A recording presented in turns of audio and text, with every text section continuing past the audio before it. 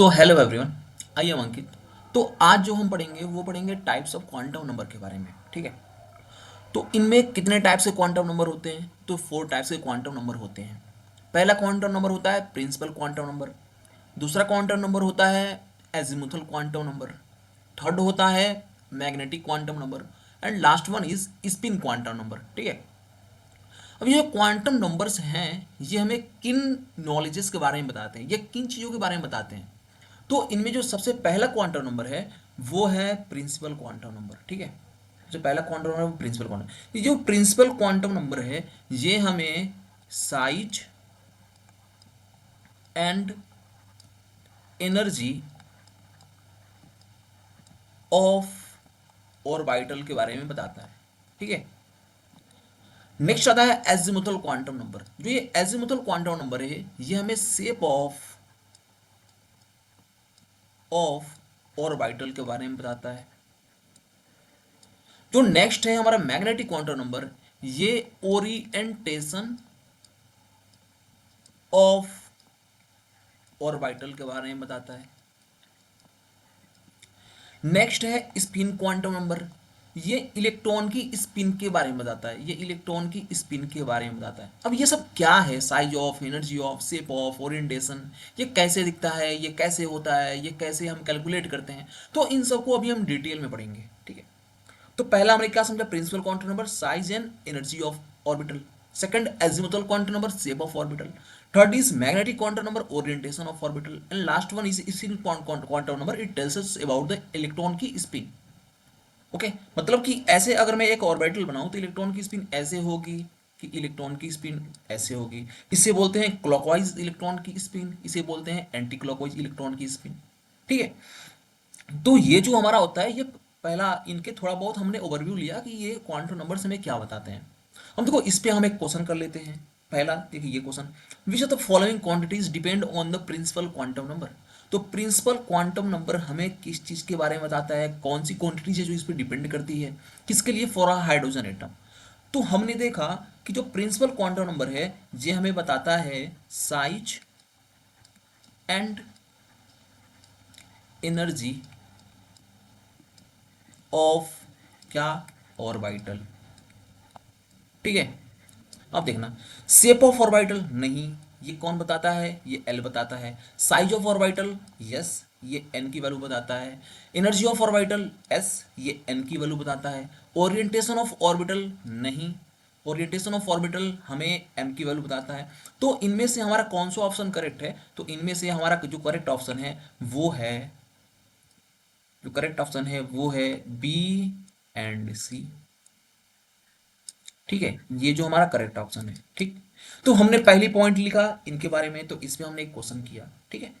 अब next point है principal quantum number होता क्या है। ठीक है। ये क्या डिनोट, देखो प्रिंसिपल क्वांटम नंबर को हम डिनोट्स करते हैं, डिनोट करते हैं एन से। ठीक है। ये जो प्रिंसिपल क्वांटम नंबर है ये हमें, प्रिंसिपल क्वांटम नंबर है, पहला पॉइंट ये है। Second point, principal quantum number हमें बताता है energy and size and energy of किसके बारे में? ऑर्बिटल के बारे में। ठीक है।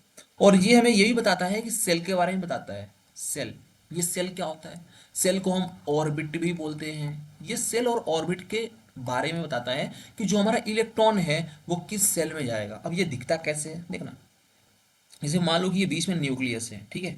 ये हुआ हमारा पहला सेल, ये हुआ दूसरा सेल, ये हुआ, ऐसे मैंने बनाया तीसरा सेल। ठीक है। अब इनमें इनमें क्या होता है कि इनमें जो वैल्यूज होती है, ये वैल्यूज जैसे कि इसको हम बोलते हैं n इक्वल टू वन, ये n इक्वल टू टू, और ये होता है n इक्वल टू थ्री। देखो इन्हें हम, ये जो सर्किल्स मैंने बनाया इन्हें ही हम बोलते हैं, इन्हें ही हम बोलते हैं शेप्स, इन्हें ही हम बोलते हैं सेल्स। और इन सेल्स को हम ऑर्बिट भी बोलते हैं। ठीक है। ये हुआ। ठीक है। तो हमने प्रिंसिपल क्वांटम नंबर के बारे में बताया जिसे एन से डिनोट करते हैं, size of energy of orbital के बारे में बताता है, और सेल ऑर्बिट के बारे में हमें ये बताता है। ठीक है।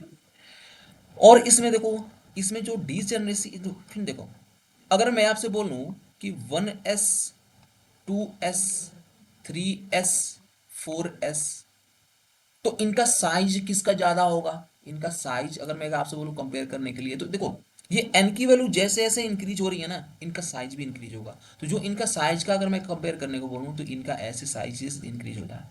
ठीक है, इनका साइजेस इंक्रीज होता है। ये सब क्या है? ये सब ऑर्बिट है। 1s के 1s में एक ऑर्बिट होता है, 2s का ऑर्बिट, 3s का ऑर्बिट, 4s का ऑर्बिट। तो इनमें क्या होता है कि जैसे जैसे n की वैल्यू को हम इंक्रीज करते हैं, जैसे जैसे हम n की वैल्यू को हम इंक्रीज करते हैं, वैसे वैसे इनका जो ये साइज है, ये साइज है वो इंक्रीज करता रहता है।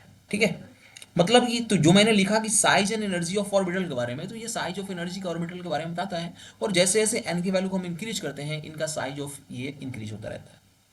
ठीक है, अब जो सेकंड पॉइंट है एनर्जीज के बारे में बताता है। ये एनर्जी के बारे में कैसे बताता है, तो इसको आप समझना। ठीक है, जो सेकंड पॉइंट हमने देखा था कि एनर्जी के बारे में, ये एनर्जी के बारे में कैसे बताता है, तो सुनना।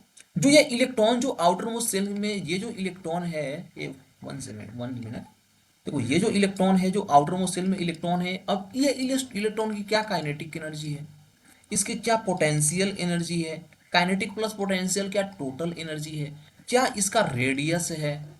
ठीक है, क्या इसका रेडियस है। तो इन सब के बारे में हमें कौन बताता है? इन सब के बारे में हमें प्रिंसिपल क्वांटम नंबर ही बताता है। ठीक है, ये एनर्जी मतलब कि क्या, एनर्जी में कौन सा एनर्जी है। अब एनर्जीज में हम देखते हैं सारी एनर्जीज को। तो जो पहली एनर्जी है वो है इनकी काइनेटिक एनर्जी, जिसका फॉर्मूला होता है 13.6 Z square by n square electron volt. Next आता है पोटेंशियल एनर्जी, इसका फॉर्मूला होता है -2 टाइम्स ऑफ काइनेटिक एनर्जी। तो अगर मैं टोटल एनर्जी करके देखूं तो ये ओवरऑल होता है -13.6 Z square by n square electron volt. ये ओवरऑल की एनर्जी है। इसका मतलब टोटल एनर्जी इतना हुआ, इसका मतलब ये हुआ कि जैसे देखो ये जो टोटल एनर्जी है वो डायरेक्टली प्रोपोर्शनल है कि इसके 1/n² के, बट निगेटिव साइन के साथ। मतलब इसका मतलब यह है कि अगर मैं n की वैल्यू को इंक्रीज करता हूं तो जो टोटल एनर्जी है, जो टोटल एनर्जी है वो एनर्जी भी इंक्रीज होगी। इसका मतलब ये हुआ कि अगर n की वैल्यू इंक्रीज होती है तो इनका साइज भी इंक्रीज होता है और इनका एनर्जी भी इंक्रीज होता है। ठीक है, अगर मैं आपको एक ऐसे सिंपल देखो, सिंपली में आप ऐसे देखो कि जो 1s है, ये 2s है, ये 3s है, ये 4s है। तो इनकी अगर मैं बोलूँ कि साइज साइज का ऑर्डर आप लिखो, तो ये इनका साइज का भी ऑर्डर होगा और यही इनका एनर्जी का भी ऑर्डर होगा। ठीक है, तो ये ओवरऑल हमने समझा इसकी प्रिंसिपल क्वांटम नंबर के बारे में, इसकी एनर्जी क्या होती है ये, और ये सब क्या होता है। इसमें एक और पॉइंट आता है, वो आता है इसका एंगुलर मोमेंटम। अगर मैं आपसे बोलूं एंगुलर मोमेंटम एन को इंक्रीज करने पे एंगुलर मोमेंटम क्या होगा, तो जो एंगुलर मोमेंटम है उसे, जो ये एंगुलर मोमेंटम है, let me side it. Okay,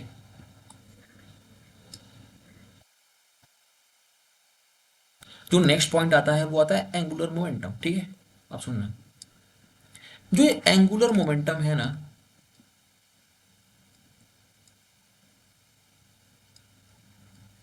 ठीक है, जिसे हम बोलते हैं MVR, जिसको हम L शॉर्ट में भी बोलते हैं, L equal to MVR equal to NH divided by 2 पाई।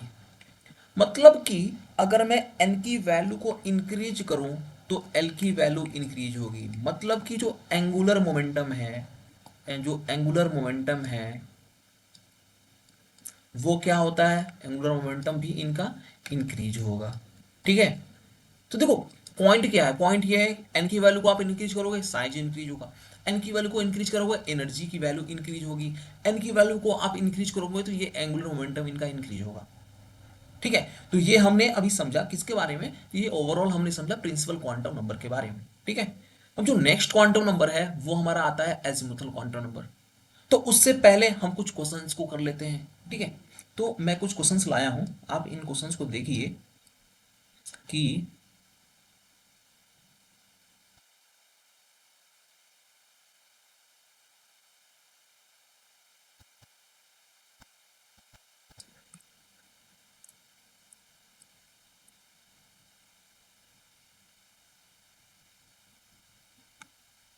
अभी हम थोड़ा सा एजीमुथल क्वांटम नंबर को भी पढ़ लेते हैं ना, पहले हम पूरा फिनिश कर लेते हैं, फिर क्वेश्चंस को बारी बारी से करेंगे, ठीक है। अब जो नेक्स्ट पॉइंट है वो है एजीमुथल क्वांटम नंबर। ये जो एजीमुथल क्वांटम नंबर है इन्हें हम डिनोट करते हैं एल से, ठीक है। मतलब इन्हें हम जो डिनोट करते हैं, डिनोट्स बाई एल, ठीक। ये जो एजीमुथल क्वांटम नंबर है यह बताता है शेप ऑफ ऑर्बिटल, ऑर्बिटल के शेप के बारे में बताता है। जैसे एज एग्जांपल मैं अगर सोडियम 11 लूँ, इसका मैं अगर एग्जांपल दूँ तो ये इसका इलेक्ट्रॉनिक कन्फिग्रेशन हम करेंगे तो 1s2 2s2 2p6 3s1। तो इसका अगर मैं एटॉमिक स्ट्रक्चर जैसे ड्रॉ करूँ तो ये होगा, पहला ये बीच में आता है न्यूक्लियस, ये आया पहला सेल, ये आया इसका दूसरा सेल, और ये आया इसका तीसरा सेल, ठीक है। ये n=1, ये n= आ गया, let me change the pen colour ना, ठीक है। ये n=1, ये n=2 और ये n=3, ठीक है। अब देखना, जो ये n=1 है उसमें उनमें क्या है, देखो n=1 n=1, तो इसमें ओनली s ऑर्बिटल है, ठीक। जो n=2 है इसमें क्या है, तो इसमें है s ऑर्बिटल और p ऑर्बिटल। आप यहां देखो n=2 n=2 s है और p ऑर्बिटल है। तो ये जो n=3 है इसमें होता है s ऑर्बिटल, p ऑर्बिटल और d ऑर्बिटल। जो n=4 है इसमें होता है s orbital, p orbital, d orbital और f ऑर्बिटल, ठीक है। अब देखना, जो l=0 होता है उसे हम s ऑर्बिटल से डिनोट करते हैं, जो l=1 होता है उसे हम p से डिनोट करते हैं, जो l=2 होता है उसे हम d से डिनोट करते हैं, और जो l=3 होता है उसे हम f से डिनोट करते हैं, ठीक है। और इनमें जो l की वैल्यूज होती है वो l की वैल्यूज भी अलग अलग होती हैं। कैसे, ये देखो, जो इनकी l की वैल्यूज है, यहाँ पे s और s ऑर्बिटल के जो l की वैल्यूज है वो है 0, तो यहाँ पे जो l की वैल्यू होगी वो 0 होगी और 1 होगी। यहाँ पे जो l की वैल्यू होगी वो 0 होगी, 1 होगी और 2 होगी। यहाँ जो l की वैल्यू होगी वो 0 1 2 एंड 3। तो ये l की वैल्यूज होती है, ठीक है। ये ओवरऑल l की वैल्यूज होती है, ठीक।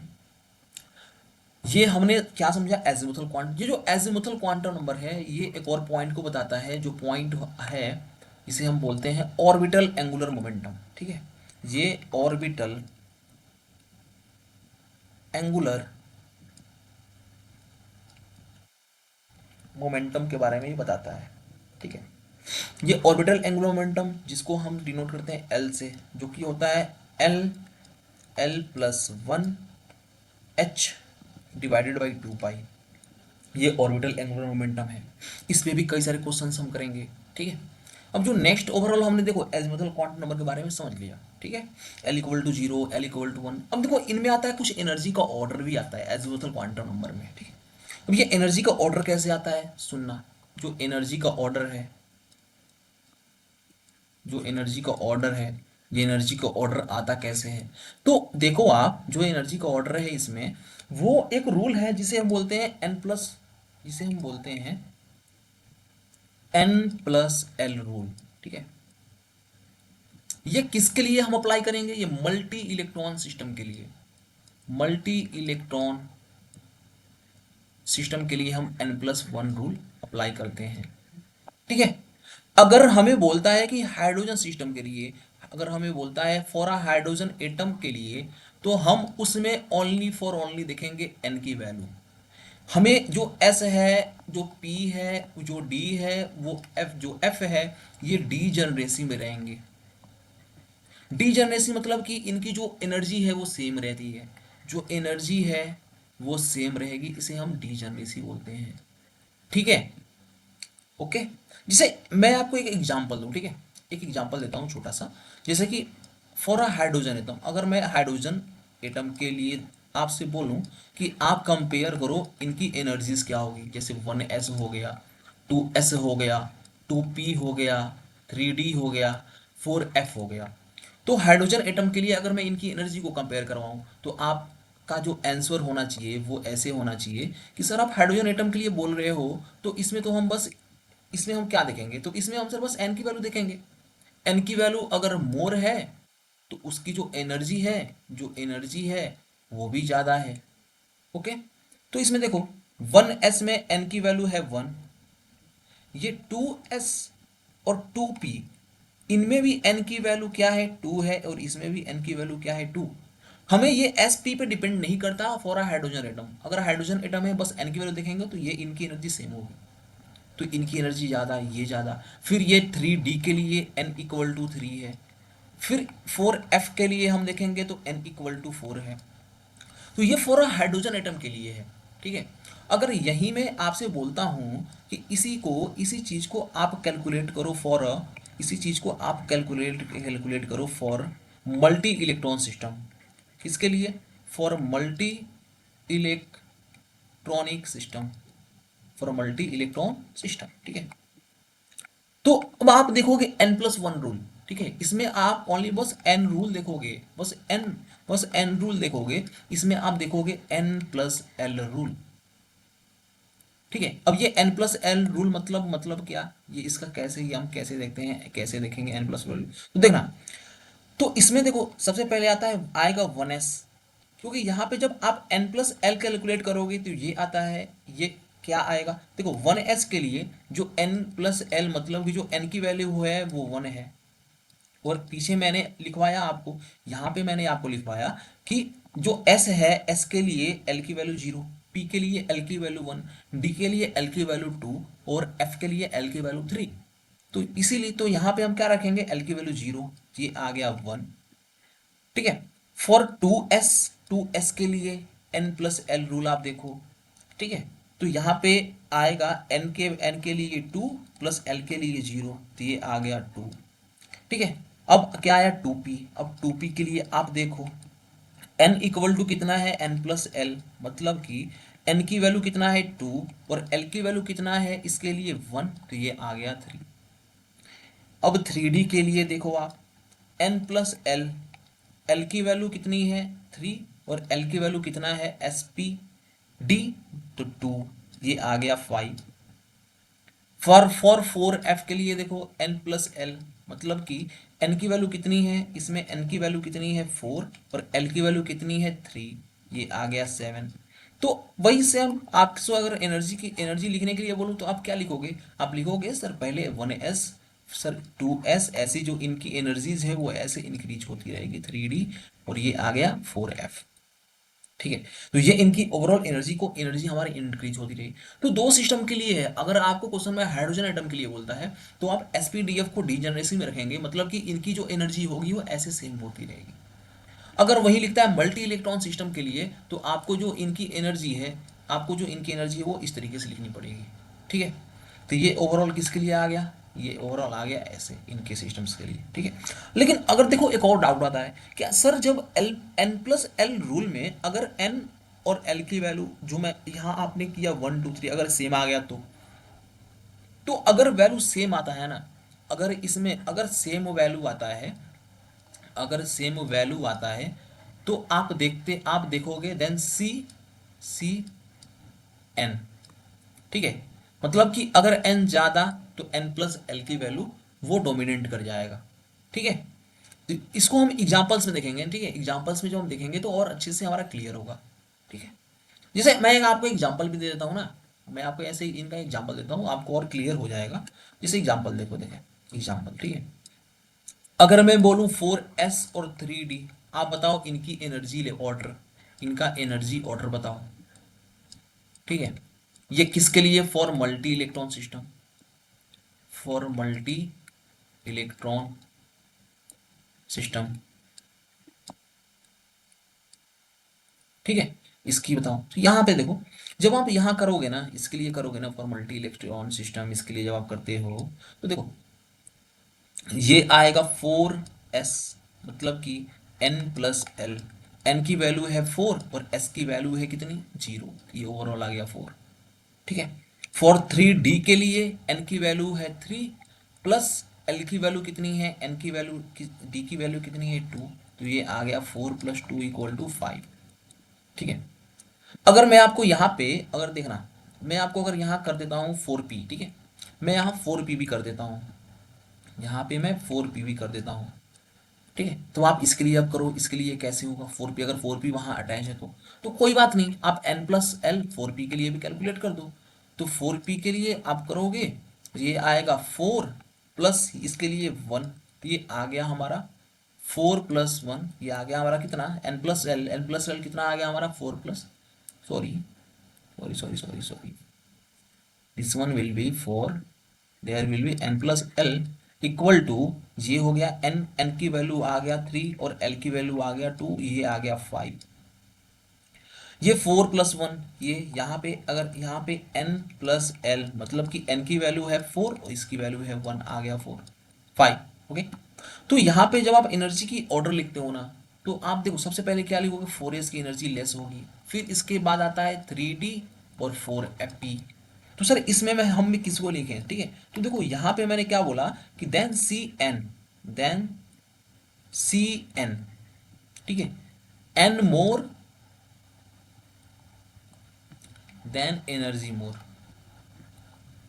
ठीक है, तो यहाँ पे देखो ये 4s हो गया, तो n की वैल्यू इसकी वैल्यू क्या किसके पास ज़्यादा है, देखो आप किसके पास ज़्यादा है वैल्यू, क्या कौन सी वैल्यू, n की वैल्यू, तो इसके पास n की वैल्यू ज़्यादा है। ठीक है, तो इसकी एनर्जी ज़्यादा हो जाएगी, किससे ज़्यादा हो जाएगी, 3d से ज़्यादा हो जाएगी। तो ये ओवरऑल हमने समझा n+l रूल के बारे में। ठीक है, अब इसी में एंगुलर, इसी में आता है, इसी में एक और आता है, वो आता है, इसी में एक और आता है वो रेडियल नोट्स के बारे में। ठीक है, इसी में आता है नोट्स के बारे में। ठीक, नोट्स किसे कहते हैं, the probability of finding of electron is zero. Notes मतलब क्या, कि जहां पे इलेक्ट्रॉन की प्रोबेबिलिटी जीरो हो, वहां इलेक्ट्रॉन ही ना हो, उन्हें हम नोट्स बोलते हैं। तो नोट्स जो होता है, नोट्स दो टाइप्स का होता है। कौन कौन सा नोट्स दो टाइप्स का होता है, जो पहला नोट होता है वो होता है, सेकंड नोट होता है एंगुलर नोट। ठीक है, जो पहला नोट होता है वो रेडियल नोट। ठीक है, जो ये रेडियल नोड है, इसका फॉर्मूला होता है n+n+n-1। जो एंगुलर नोड होता है इन्हें हम सिंपल एल से शो करते हैं। ठीक है, अब अगर आपसे कोई पूछता है टोटल नोड बताओ, टोटल नोड, तो टोटल नोड होगा n-l-1 + l=n-1। ये ओवरऑल टोटल नोट्स आ गया। ठीक है, ये हम क्यों देख रहे हैं, क्योंकि इससे हमारा प्रीवियस ईयर में कई सारे क्वेश्चन पूछे जाते हैं, और हर साल क्वेश्चन इससे प्रीवियस ईयर में पूछे जाते हैं, तो इसीलिए हम यहाँ पे नोट्स को देख रहे हैं। ठीक है, अब देखो एक चीज, ये नोट्स के बारे में हो गया। ठीक है, ये जीरो। ठीक है, अब जो नेक्स्ट पॉइंट है, वो क्या है कि टोटल नोट्स ये होगा। अब नोट्स को हम कैसे कैलकुलेट करते हैं, देखो एज एग्जांपल। ठीक है, जैसे एक कुछ एग्जांपल्स में देता हूँ। ठीक है, जैसे आपसे पूछता हूँ कि 4s में बताओ कितने नोट्स हैं, 4s में कितने टोटल नोट्स बताओ टोटल, तो सबसे आप निकालोगे रेडियल नोट। ठीक है, सबसे आप पहले देखोगे रेडियल नोट के बारे में, तो इसके में रेडियल नोट्स कितने हैं, तो n-, पहले ये देखो इसमें n की वैल्यू कितनी है 4 और l की वैल्यू कितनी है 0, तो इसका मतलब कि n-l-1, तो n की वैल्यू है 4 -0 -1, तो ये आ गया 3। ये है radial node. Next angular node, angular node क्या होगा, जो एंगुलर नोड है वो होता है ओनली एल की वैल्यू कितनी 0, तो यहाँ ओवरऑल जो टोटल नोड्स हमें मिला, वो टोटल नोड्स हमें मिला है 3 + 0 = 3। ठीक है, ये टोटल नोड्स मिला हमें। ठीक है, देखो ये जो फिर देखो एक पॉइंट होता है ना, इंपॉर्टेंट पॉइंट है, जो एस ऑर्बिटल होता है, इनकी जो नोड्स होते हैं वो ऑलवेज जीरो होते हैं। ठीक है, तो यहाँ पे जो प्रोबेबिलिटी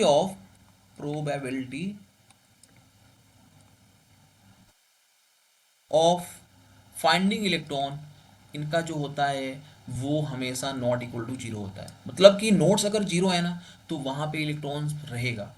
ठीक है, और पी डी एफ में जो नोड्स होते हैं वो कभी नॉट इक्वल टू जीरो होते हैं। तो कोई ना कोई नॉट इक्वल टू जीरो होना चाहिए पीडीएफ में, ठीक है।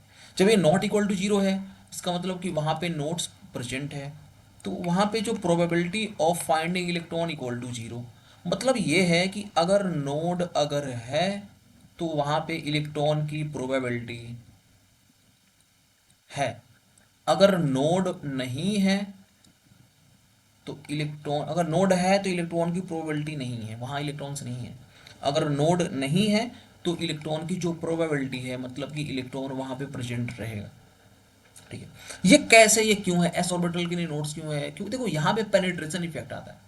जो पेनिट्रेशन इफेक्ट आता है उस इफेक्ट से क्या होता है कि जो एस ऑर्बिटल है वो न्यूक्लियस के ज़्यादा नज़दीक होता है। तो जो न्यूक्लियस, जो एस ऑर्बिटल का जो इलेक्ट्रॉन्स है वो न्यूक्लियस पे बहुत ज़्यादा इफेक्ट करता है, ठीक है। तो मतलब इफेक्ट कैसे कर पा रहा है, क्योंकि इलेक्ट्रॉन्स वहाँ पे पास में हैं। तो इसलिए हम बोलते हैं प्रोबेबिलिटी ऑफ फाइंडिंग इलेक्ट्रॉन्स कि न्यूक्लियस के पास ही मानते हैं हम, वो होता है एस, एस में is not equal to zero, मतलब कि वहाँ पे इलेक्ट्रॉन्स की प्रोबेबिलिटी है, ठीक है। तो ये ओवरऑल हो गया, एंगुलर नोड हो गया, नोड्स के बारे में हो गया। तो ये ओवरऑल हमने किसके बारे में पढ़ा, एजिमुथल क्वांटम नंबर के बारे में पढ़ा। देखो इन सब का हम क्वेश्चंस करेंगे, क्योंकि मैंने, मेरे पास देखो बहुत सारे क्वेश्चंस हैं, मैं आपको दिखाता हूँ। मेरे पास बहुत सारे, ये बहुत सारे क्वेश्चंस हैं, सारे क्वेश्चंस जो हैं वो इनसे ही रिलेटेड है, बहुत सारे क्वेश्चंस हैं, ठीक है। तो इन सारे क्वेश्चंस को हम करेंगे, ठीक है। पहले हम थोड़ा सा अपने कॉन्सेप्ट्स को अच्छे से क्लियर कर लेते हैं, ठीक है। अब अगला पॉइंट जो आता है, इनमें आता है इनका साइज शेप्स के बारे में। जो एस ऑर्बिटल है, पी ऑर्बिटल है, डी ऑर्बिटल है, एफ ऑर्बिटल है, इनका कुछ शेप्स भी होता है। तो ये रहा इनका शेप्स के बारे में। तो देखो एस जो ऑर्बिटल होता है, यहाँ पे हमने देखा जो एल की वैल्यू इसकी होती है वो होती है जीरो। पी ऑर्बिटल होता है, इसकी जो एल की वैल्यू होती है वो होती है वन। जो डी ऑर्बिटल होता है, इनकी जो एल की वैल्यू होती है वो होती है टू। जो एफ ऑर्बिटल होता है, इनकी जो एल की वैल्यू होती है वो होती है थ्री। तो यहाँ पे जो इनकी एल की वैल्यू चाहिए है, देखो एस ऑर्बिटल जो है इनका इस शेप जो होता है वो स्फेरिकल शेप होता है, ठीक है, स्फेरिकल शेप होता है। जो पी ऑर्बिटल है, इसका जो शेप होता है वो डम्बल शेप होता है, ठीक है। जो डी ऑर्बिटल है, इनका तो डबल डम्बल है, ठीक है। तो ये डबल डम्बल, इनका जो शेप होता है वो डबल डम्बल होता है,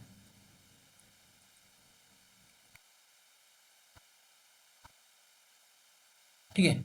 जो एफ ऑर्बिटल होता है ना, इनका देखो, इनका शेप आप बता ही नहीं पाओगे इनका शेप कैसे है। तो इसे हम, इनका जो शेप्स को बोलते हैं, ये बोलते हैं कॉम्प्लेक्स शेप है इसका, ठीक है। जो शेप है इसका कॉम्प्लेक्स शेप है, ठीक है। मतलब कि बहुत ही कॉम्प्लेक्स है, जिसका हम बता नहीं पाते हैं कि इसका शेप कैसे दिखता है, ठीक है। तो ये ओवरऑल शेप्स के बारे में हो गया। तो नेक्स्ट आता है हमारा मैग्नेटिक क्वांटम नंबर। जो ये मैग्नेटिक क्वांटम नंबर है, ये हमें ओरिएंटेशन के बारे में बताता है। किसका ओरिएंटेशन, ऑर्बिटल का ओरिएंटेशन, मतलब कि ये ऑर्बिटल का ओरिएंटेशन, ओरिएंटेशन। ये इसका मतलब क्या है, इसका मतलब देखो, जो हमने एग्जांपल लिया था सोडियम, सोडियम का हमने एग्जांपल लिया था, ठीक है। एटॉमिक नंबर 11, ये आया 1s2, 2s2, 2p6, 3s1, ठीक है। तो यहाँ पे n इक्वल टू वन, इसका मतलब कि यहाँ पे s ऑर्बिटल और l इक्वल टू जीरो। ये बनता कैसे है s ऑर्बिटल, तो ये रहा ऐसे s ऑर्बिटल, ठीक है। अब ये जो s ऑर्बिटल है, यहाँ पे जो ml, इसको हम डिनोट करते हैं, जो मैग्नेटिक, इसको हम डिनोट करते हैं ml से। यहाँ पे जो ml की वैल्यू होती है वो जीरो होती है, ठीक है। जो मैग्नेटिक क्वांटम नंबर का वैल्यू होता है वो L2 - L, अब बीच में होता है इंक्लूड जीरो आल्सो, ठीक है। ये इनकी वैल्यू होगी, ये ओरिएंटेशन ऑफ ऑर्बिटल के बारे में बताता है। तो ml की वैल्यू जीरो होती है। वही अगर मैं n इक्वल टू टू लूँ तो इसमें s ऑर्बिटल होगा और p ऑर्बिटल होगा। जो s सब नहीं, सब सेल्स हो गए, ठीक है। s में एक ऑर्बिटल होता है और p में तीन ऑर्बिटल होता है, ठीक है। तो यहाँ पे इसके लिए जो L की वैल्यू होगी वो जीरो होगी, और इसके लिए जो L की वैल्यू होगी वो वन होगी। अब n इक्वल टू आ गया थ्री, इसमें होता है s orbital, p orbital, d orbital. s में एक ऑर्बिटल, p में तीन ऑर्बिटल, और d में होता है पांच ऑर्बिटल, ठीक है। ये ऑर्बिटल्स इनमें हो गए। अब यहाँ पे जो एम एल का वैल्यू होता है, जो कि है मैग्नेटिक क्वांटम नंबर, ये होता है +1, 0, -1, यहाँ पे जो एल की वैल्यू होती है वो जीरो, यहाँ पे प्लस जो एम एल की वैल्यू है, यहाँ पे हम एम एल की वैल्यू लिख रहे हैं, ये होता है +1 -1 +1 सॉरी +1 0 -1। यहाँ पे होता है +2 +1 0 -1 और -2। अब n इक्वल टू जो 4 है, इसमें होता है s orbital, p subshell, subshell इन्हें सबसेल्स बोलते हैं, d सबसेल और f सबसेल। s सबसेल में एक ऑर्बिटल हुआ, p सबसेल में 3 ऑर्बिटल हुआ, जो d सबसेल है इनमें 1 2 3 4 5 5 ऑर्बिटल हुआ, जो f सबसेल है इनमें 1 2 3 4 5 6 7, तो इनमें 7 ऑर्बिटल्स हुए। तो अगर कोई एक फॉर्मूला आपसे पूछ ले कि नंबर ऑफ ऑर्बिटल, अगर n गिवन है, n is given, n given है तो नंबर ऑफ ऑर्बिटल्स कितना होगा। तो अगर कोई फॉर्मूला पूछता है कि नंबर ऑफ ऑर्बिटल्स, कोई फॉर्मूला अगर आपसे कोई पूछता है कि एक बात बताओ कि नंबर ऑफ ऑर्बिटल्स निकालने का फॉर्मूला देखो, नंबर ऑफ ऑर्बिटल जो होता है वो होता है n का स्क्वायर। मतलब कि देखो n इक्वल टू 1 है तो उसमें नंबर ऑफ ऑर्बिटल 1 का square only 1, n equal to 2 है तो 2 का स्क्वायर, ओके 2 का स्क्वायर, तो आ गया 4, तो देखो एक ऑर्बिटल, दो ऑर्बिटल, तीन ऑर्बिटल, चार ऑर्बिटल। n इक्वल टू 3, 3 का स्क्वायर 9, तो देखो 1 orbital, 2 orbital, 3 orbital, 4 orbital, 5 orbital, 6 7 8 9, जो देखो ये बॉक्स होता है ना, इन्हें हम ऑर्बिटल बोलते हैं। ठीक है, अगर n इक्वल टू मैं 4 डालूं, n इक्वल टू 4 डालूं तो 4 का मतलब 16, तो आप यहाँ काउंट करो, देखो 1 और 4, 4 1 3 4 और 4 5 हो गया 9 और 9 7 ऑर्बिटल कितना हो गया 16, तो ये ऑर्बिटल्स होंगे। और हम इलेक्ट्रॉन का फिल कैसे करेंगे, देखो एक ऑर्बिटल में दो इलेक्ट्रॉन का फिलिंग होता है। ठीक है, तो आपसे अगर पूछता है कि नंबर ऑफ इलेक्ट्रॉन, तो किस नंबर ऑफ इलेक्ट्रॉन कितने होंगे, तो ये होते हैं 2n²। अगर n गिवन है, सेल नंबर गिवन है, आपसे पूछता है उसमें कॉमन कितने नंबर ऑफ इलेक्ट्रॉन्स होंगे, तो 2n²। ठीक है, तो अगर देखो एक और फॉर्मूला आता है, अगर सब सेल से पूछता है, सब सेल से क्या, number of orbital, number of orbital किसके लिए, सब सेल के लिए, तो ये होता है 2l+1। मतलब कि अगर L की वैल्यू गिवन है और आपको नंबर ऑफ ऑर्बिटल बताना है तो कैसे बताओगे, तो ये देखो L की वैल्यू, L की पहला L इक्वल टू 0, अगर L की वैल्यू 0 गिवन है तो उसमें नंबर ऑफ ऑर्बिटल कितना होगा, बस ये बॉक्स बॉक्स को ही ऑर्बिटल बोलते हैं, कितना ऑर्बिटल है, तो n की वैल्यू 0 रखो आप, तो 2 इंटू 0 +1 कितना आ गया 1, मतलब कि एक ही ऑर्बिटल है। अगर L की वैल्यू 2 बोल दे, L की वैल्यू अगर मान लो 1 बोल दे, तो इसमें नंबर ऑफ ऑर्बिटल कितना है, देखो 1 2 3, तो आप L की वैल्यू आप इसमें रखोगे 1, 2 इंटू 1 +1 3 आ गया। अगर F के लिए बोले, F के लिए L की वैल्यू होती है 3, नंबर ऑफ ऑर्बिटल कितना है इसमें 7, तो यहाँ 3 रखो, 2 इंटू 3 +1 तो आ गया 7। तो ये नंबर ऑफ ऑर्बिटल, अगर इसमें ही नंबर ऑफ इलेक्ट्रॉन के लिए पूछे, नंबर ऑफ इलेक्ट्रॉन, तो एक ऑर्बिटल में दो इलेक्ट्रॉन फिल होता है तो 2 से मल्टीप्लाई हो जाएगा, तो 2l+1 ये नंबर ऑफ इलेक्ट्रॉन्स के लिए हो गया। ठीक है, तो ये जो ओवरऑल है ये होता है मैग्नेटिक क्वांटम नंबर। अब लास्ट वन जो हमारा बचा वो होता है स्पिन क्वांटम नंबर। ठीक है, लास्ट वन स्पिन। देखो ये जो स्पिन क्वांटम नंबर है ये हमें स्पिन के बारे में बताता है, इस किसके, स्पिन, स्पिन ऑफ इलेक्ट्रॉन के बारे में। ठीक है, मतलब ये है कि जो हमारा इलेक्ट्रॉन है उस इलेक्ट्रॉन की स्पिन क्या होगी। ठीक है, उस इलेक्ट्रॉन की स्पिन क्या होगी, इसका क्या मतलब, इसका क्या मतलब है, तो देखो इसका मतलब ये है कि देखो सेम हम लेते हैं सोडियम, सोडियम 11। ठीक है, क्या था 1s2 2s2 2p6 and 3s1।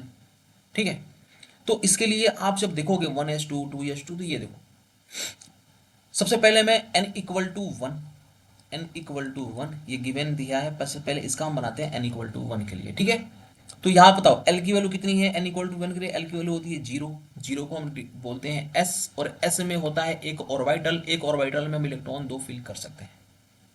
ठीक है, और यहाँ पे जो ml का वैल्यू होता है वो होता है 0। और 2 इलेक्ट्रॉन्स को मैंने फिल कर सकता हूँ। अब देखो इसमें देखो, जो n है ये principal quantum number, n l है एजीमुथल क्वांटम नंबर, ml है मैग्नेटिक क्वांटम नंबर, और जो इलेक्ट्रॉन को जो मैंने फिल किया ना, एक इलेक्ट्रॉन को मैंने ऐसे क्लॉकवाइज में फिल किया, क्लॉकवाइज में फिल किया, और एक इलेक्ट्रॉन को मैंने ऐसे एंटी क्लॉकवाइज में फिल किया, एंटी क्लॉकवाइज में फिल किया, ठीक है। तो एंटी क्लॉकवाइज में मैंने फिल किया, तो ये हो गया ClOC का, ठीक है। तो देखो ये जो है प्रिंसिपल क्वांटम नंबर, ये एजीमुथल क्वांटम नंबर, ये जो है ये है मैग्नेटिक क्वांटम नंबर, और ये इलेक्ट्रॉन्स को मैंने फिल किया एक अप स्पिन से एक डाउन स्पिन से, ये है स्पिन क्वांटम नंबर। तो ओवरऑल हमारा टोटल सभी क्वांटम नंबर्स हमारा इसमें प्रेजेंट हो गया। अब देखना n=2, ये हमने जो ड्रॉ किया वो ड्रॉ किया 1s2 के लिए। ये 1 क्या शो करता है, प्रिंसिपल क्वांटम नंबर। ये s वाला क्या शो करता है, एजीमुथल क्वांटम नंबर। इसमें जो ml की वैल्यू है ये शो करता है इस मैग्नेटिक क्वांटम नंबर। और ये जो 2 है, जो नंबर 2 मतलब कि इलेक्ट्रॉन्स, कितने इलेक्ट्रॉन्स फिल हैं, ये शो करता है इस चीज को। क्या है ये, तो ये है जो 2 है ये शो करता है spin quantum number, number of electrons के लिए, ठीक है। n=2 के लिए l की वैल्यू होगी 0 और l की वैल्यू होगी 1। मतलब 0 क्यों, मतलब कि इसमें s ऑर्बिटल भी आता है और p ऑर्बिटल भी आता है। देखो l=2 में, n=2 में ये एक s ऑर्बिटल भी आ रहा है और एक p ऑर्बिटल भी आ रहा है। तो s ऑर्बिटल के लिए हम ऐसे एक ऑर्बिटल बनता है, p में p सब सेल में ऐसे ऑर्बिटल 3 बनते हैं। तो इनमें जो ml की वैल्यू है वो होती है 0, इनमें जो ml की वैल्यू है वो होती है +1, 0, -1। इनमें 2 इलेक्ट्रॉन हम ऐसे फिल कर सकते हैं, इनमें हम टोटल 6 इलेक्ट्रॉन फिल करते हैं, ठीक है।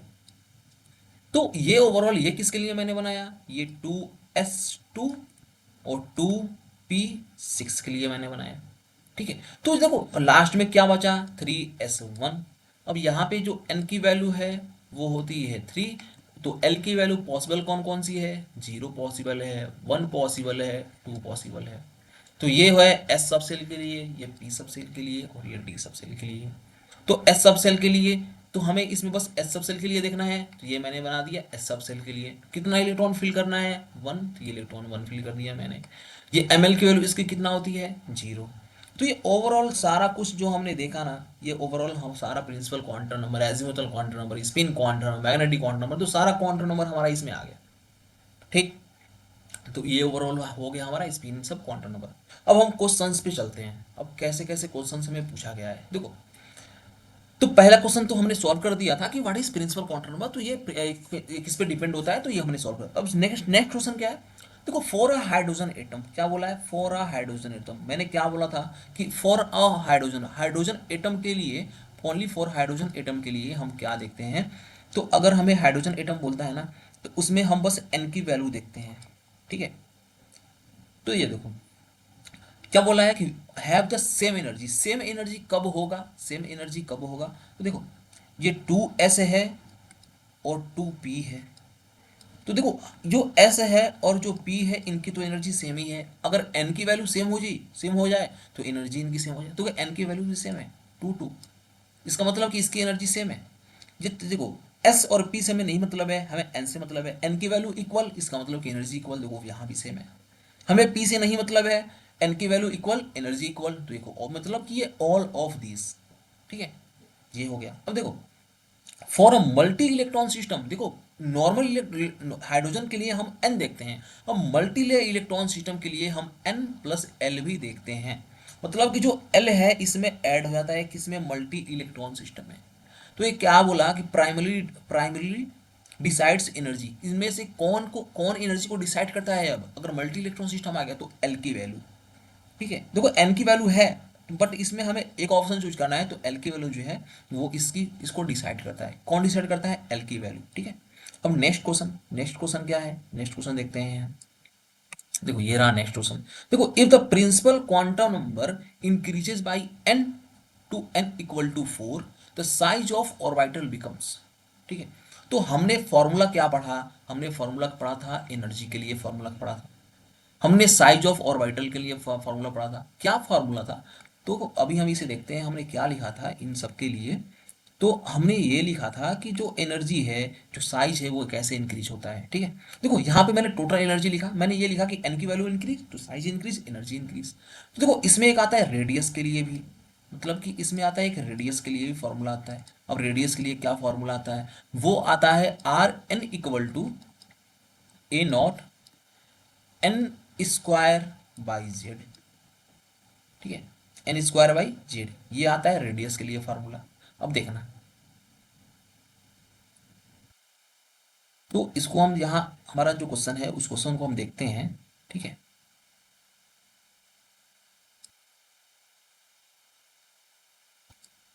हाँ ये रहा।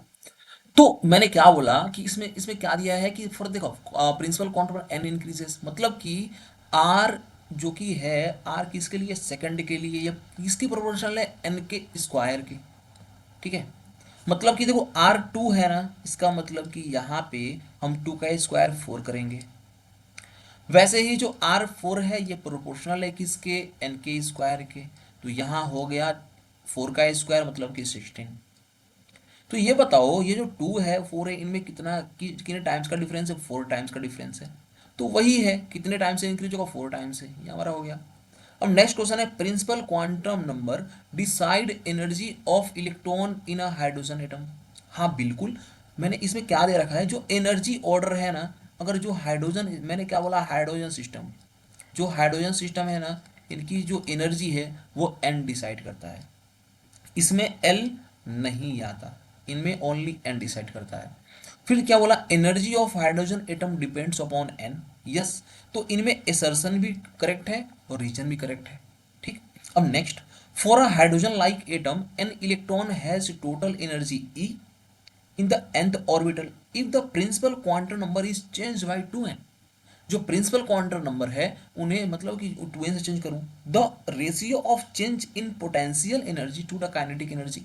तो हमने एक फॉर्मूला लिखा था कि काइनेटिक एनर्जी और पोटेंशियल एनर्जी का, जो कि होता है v equal to minus two times of K. तो अगर मैं प्रिंसिपल क्वांटम नंबर को टू टाइम्स इंक्रीज कर दूं, तो देखो ये जो वेलोसिटी का जो रिलेशन है वो एन की वैल्यू पे डिपेंड ही नहीं कर रहा है। इनका जो रिलेशन है वो, इनकी रिलेशन पूरा डायरेक्टली है कि v equal to minus two by K होता है। तो यहाँ से अगर मैं इनका रेशियो निकालूं, तो v बाई के मतलब कि v रेशियो के इक्वल टू माइनस टू। बस ये सिंपल सिंपली माइनस टू हो जाएगा इनका। ठीक है,